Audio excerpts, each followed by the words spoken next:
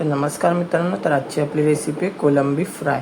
तर इथे मी कोलंबी फ्राय करण्यासाठी दही घेतलेलं आहे, थोडंसं तांदळाचं पीठ घेतलं आहे, हळद, हिंग, गरम मसाला आणि आपला आगरी मसाला घेतलेला आहे, चवीनुसार मीठ, धणा पावडर आणि थोडं लिंबाचा रस घालायचा आहे। सर्व मिक्स करून घ्यायचं आहे व्यवस्थित असं।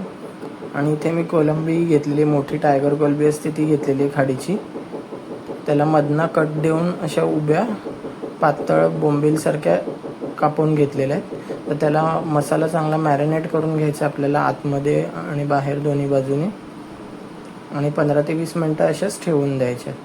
त्यानंतर तेल गरम झालं की एका याच्यामध्ये बेसन आणि रवा घेतलेला आहे मिक्स करून, त्यात थोडं हळद, लाल तिखट घातलेलं आहे, कढीपत्ता आणि अद्रक लसूण पेस्ट घातलेली आहे तेलावरती फोडणीला। त्यानंतर त्या तेलामध्ये फोडणी केल्यावरती कोळंबी अशी बोंबलासारखी फ्राय करून घ्यायची रवा लावून।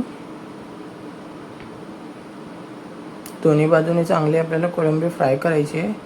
तयार आहे आपली कोलंबी फ्राय। अशाच नवीन रेसिपीसाठी channel like, share and subscribe करा।